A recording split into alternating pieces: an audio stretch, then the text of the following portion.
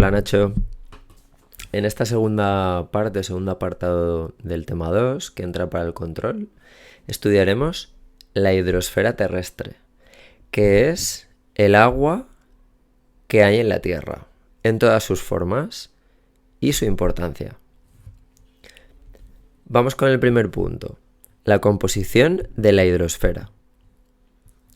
La hidrosfera está formada por todas las aguas de la Tierra, ¿de acuerdo? Es decir, si nos imaginamos el planeta Tierra, todas las aguas que forman parte del planeta Tierra forman parte de la hidrosfera. De hecho, fíjate en este mapa, tenemos el mapa de la Tierra. Cuando hablamos de hidrosfera nos referimos a toda el agua de la Tierra. Vemos la parte que está en azul, que son los océanos, luego los mares, lagos, etc. También el agua que forma parte de las superficies de hielo, como puedes ver aquí en Groenlandia, ¿de acuerdo? En el círculo polar ártico. Luego si nos vamos a la Antártida, todas estas grandes masas de hielo, ¿de acuerdo? Los ríos, por ejemplo el Nilo, lo vemos aquí en Egipto. Cuando hablamos de hidrosfera nos referimos a todo eso.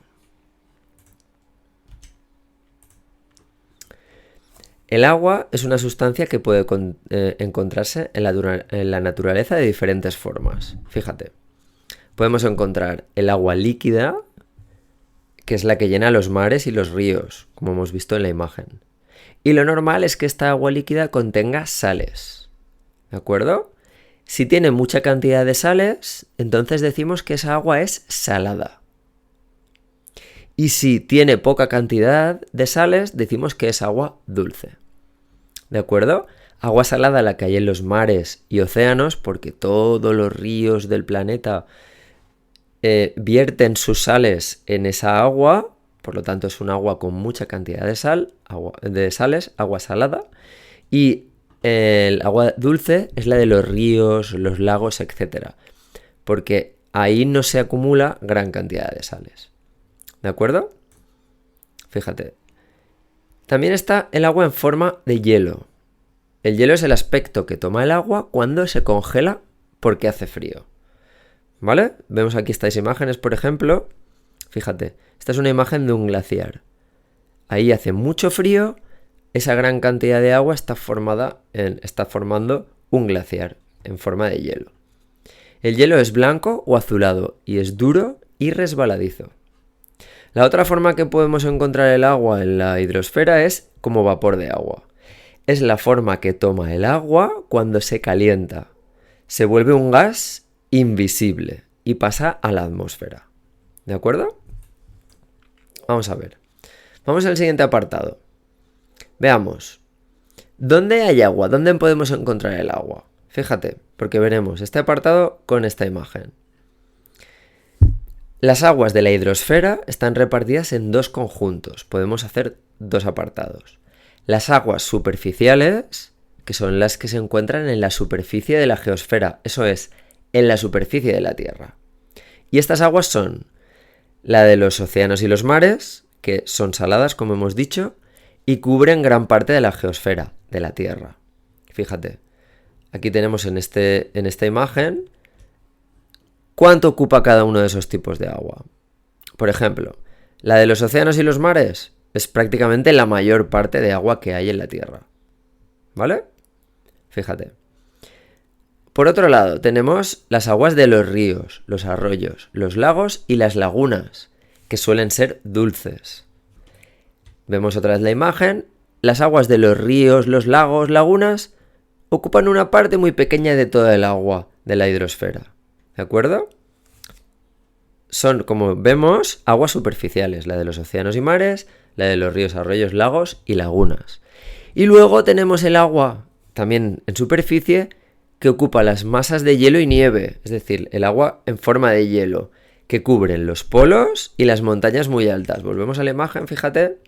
Como veíamos antes, los polos, esta zona, el polo norte, polo sur y las zonas muy altas. Fíjate aquí la cordillera de los Andes, por ejemplo. Luego tenemos esta zona del Himalaya, esta zona de aquí. Tenemos también estas zonas, estas montañas aquí en Islandia, en Noruega, ¿de acuerdo? En esta zona de aquí de Alaska. Zonas muy elevadas. ¿De acuerdo? Muy bien. Y el otro tipo de aguas, el otro lugar donde podemos encontrar el agua, aparte de la superficie, es debajo de la tierra. Estas son las aguas subterráneas. Fíjate en esta imagen que vemos una cueva llena de agua. Es como un lago subterráneo. Las aguas subterráneas se forman cuando las aguas superficiales, encima de la tierra, se filtran, van hacia el interior de la tierra por grietas del suelo y se almacenan en el interior de la tierra, de la geosfera. Estas aguas subterráneas a veces pueden salir de nuevo al exterior, a la superficie, formando manantiales o fuentes. ¿De acuerdo? Muy bien. Pasamos al siguiente apartado. Fíjate, ¿por qué es importante la hidrosfera? ¿Por qué es importante el agua? Vamos a verlo poco a poco. El agua de la hidrosfera es fundamental para el ser humano y para el resto de los seres vivos del planeta. Es decir, es muy muy importante para nosotros y para el resto de seres vivos. Vamos a ver por qué. 1. El agua contribuye a mantener templada la Tierra, porque absorbe parte del calor del Sol. Esto quiere decir que si no existiera la gran masa de agua que hay en la Tierra, probablemente la Tierra sería mucho más cálida de lo que es ahora y probablemente no sería apta, no permitiría que pudiera haber vida en ella.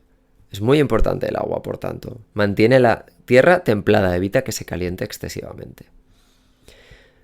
Por otro lado, también es el agua es el medio en el que viven los seres acuáticos. Muy importante. Es la casa de ese tipo de animales y plantas que solo pueden vivir debajo del agua. Por otro lado, el agua, los seres vivos la necesitamos beberla, tomarla. Las plantas para fabricar sus alimentos en la fotosíntesis y los animales porque nuestro cuerpo no puede funcionar sin ella. Nuestro cuerpo por dentro tiene una gran cantidad de agua. Necesita mucha agua para sobrevivir, por eso necesitamos beberla.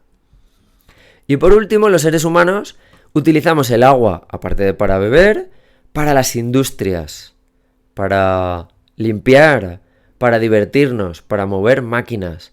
Utilizamos agua para un montón de usos cotidianos en la vida de los seres humanos. Por eso es importante. Vamos a ver. ¿Qué debemos hacer para proteger la hidrosfera? Fíjate, cuando vertemos en las aguas de la hidrosfera sustancias y objetos que pueden ensuciarla o alterarla, contaminamos la hidrosfera. ¿Qué quiere decir esto de contaminar? La contaminación de la hidrosfera es todo aquello que ensucia o cambia el agua que la compone. El agua contaminada resulta perjudicial para los seres vivos, que no pueden vivir en ella ni absorberla o beberla. Es decir, si contaminamos el agua, si la ensuciamos, provocamos que pueda ser mala, negativa para los seres vivos y que no puedan vivir en ella. Es un problema muy importante porque si los seres vivos no pueden vivir en ella, las personas tampoco nos la podemos beber porque nos podríamos enfermos.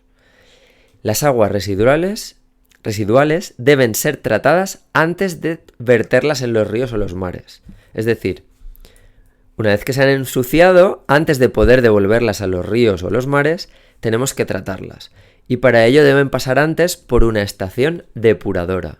Las depuradoras son lugares donde, de diferentes maneras, las aguas son tratadas, son limpiadas, para poder devolverlas a la naturaleza sin peligro de contaminarla.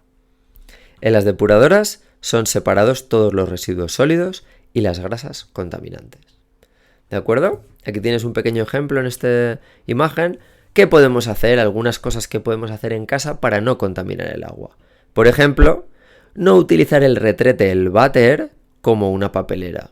No lanzar toallitas en él. Sería un ejemplo.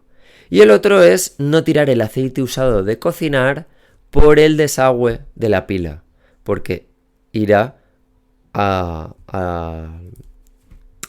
irá a las irá a los lugares donde va el agua, a la claveguera, y lo que pasará es que a las tuberías, y lo que pasará al desagüe, lo que pasará es que contaminará el agua y luego costará mucho recuperarla y poder depurarla. Esas dos cosas sí que podemos hacerlas en casa. Bueno, y esto es lo que hemos visto en estos dos apartados. Estos son los dos apartados que van a entrar para el control del jueves. ¿De acuerdo? El de la atmósfera terrestre, que vimos el otro día, y el de la hidrosfera terrestre. Venga, Nacho, un saludo.